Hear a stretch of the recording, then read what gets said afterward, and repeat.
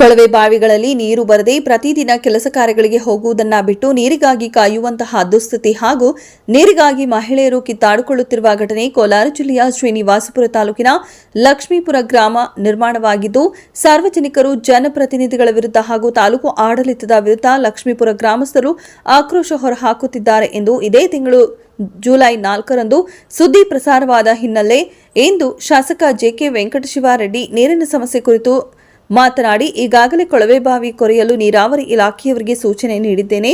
4-5 ದಿನಗಳ ಒಳಗಾಗಿ ಸಮಸ್ಯೆ ಬಗೆಹರಿಯುತ್ತದೆ. ಅಲ್ಲಿಯ ತನಕ ಹೆಚ್ಚಿನ ನೀರನ್ನು ಟ್ಯಾಂಕರ್ ಮೂಲಕ ಸರಬರಾಜು ಮಾಡುವಂತೆ ಗ್ರಾಮ ಪಂಚಾಯಿತಿ ಸಿಬ್ಬಂದಿಗೆ ಸೂಚನೆ ನೀಡಿದ್ದೇನೆ. ಇನ್ನು ತಾಲೂಕಿನಲ್ಲಿ ಯಾವುದಾದರೂ ಗ್ರಾಮಗಳಲ್ಲಿ ನೀರಿನ ಸಮಸ್ಯೆ ಇದೆಯೇ ಎಂಬುದರ ಕುರಿತು ಮಾಹಿತಿ ಪಡೆಯುತ್ತಿದ್ದೇನೆ.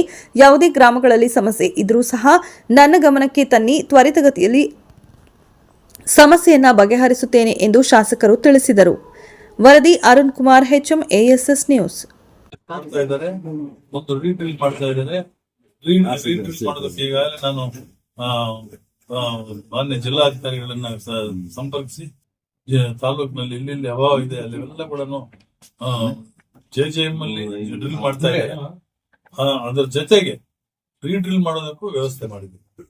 ಅಲ್ಲಿ ಒಂದು ಹೊಸ ಬೋರ್ ಹಾಕ್ತಾರೆ ಮತ್ತು ಒಂದು ಬೋರ್ವೆಲ್ ಅನ್ನ ರೀಡ್ರಿಲ್ ಮಾಡ್ತಾರೆ. ಪಂಪ್ ಒಂದು ರೆಡಿ ಆಗಿದೆ. ಅಲ್ಲಿ ಇನ್ನೊಂದು JJM ಅಲ್ಲಿ ಪಂಪ್ ಇದೆ. ಯಾವುದಕ್ಕೂ ಕೊರತೆ ಇಲ್ಲ. ತತ್ಕ್ಷಣ ಎಲ್ಲ ಬೋರ್ವೆಲ್ಗಳಲ್ಲಿ ಕೂಡ ಸ್ವಲ್ಪ ನೀರಿನ ಸಮಸ್ಯೆ ಉದ್ಭವ ಆಗ್ತಾ ಇದೆ ಇತ್ತೀಚೆಗೆ. ಯಾಕಂದ್ರೆ ಆ ಕಡೆ ಮಳೆ ಬೀಳ್ತಾ ಇದ್ರು, ಈ ಕಡೆ ಮಳೆ ಕಡಿಮೆ. ಆದ್ದರಿಂದ ನಾನು ಎಲ್ಲ ವ್ಯವಸ್ಥೆಗಳನ್ನು ಕೂಡ ನಾವು ಕೈಗೊಂಡಿದ್ದೇವೆ.